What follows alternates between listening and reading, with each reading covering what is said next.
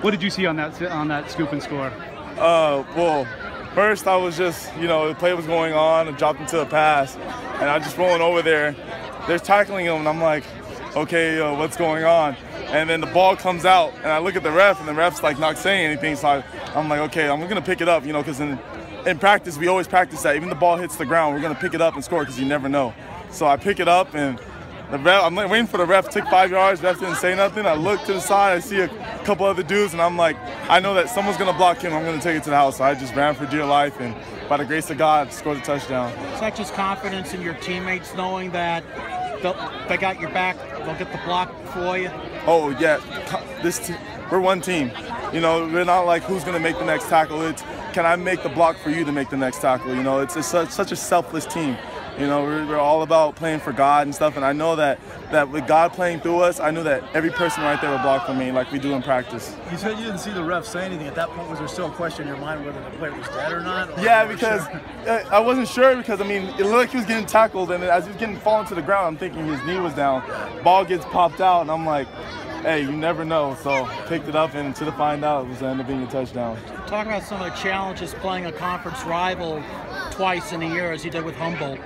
Well, the main thing is they know some of the mistakes you made in the game. It was a close game. It came down to a pick six by Walkie. So this whole week, coming after a loss, it didn't change us.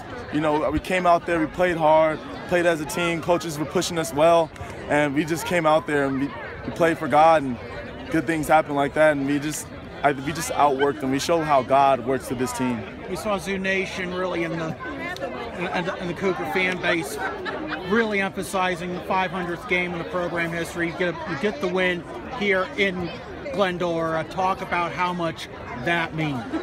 Once our coach told, I didn't even know. Once the coach told us that this is the 500 game, it meant so much because it meant that through generations, as we talked in our chapel, the coach says we all put a brick onto this wall that APU has built. So every player that played here added on by putting a brick to the wall, and it was just such a blessing, man, to play this 500 game that some players won't even be able to, won't even see for the rest of their life. And it's just amazing that I was able to put another brick up on that wall and just show that APU football and all the other dudes that played in the past, and I'm really thankful for them to be able to start this program and keep it going. Humboldt's usually a tough team for you guys, but this year you handled it pretty well, especially tonight. What's the difference you think this year between this year's team and the other years? I feel like the difference is our attitudes.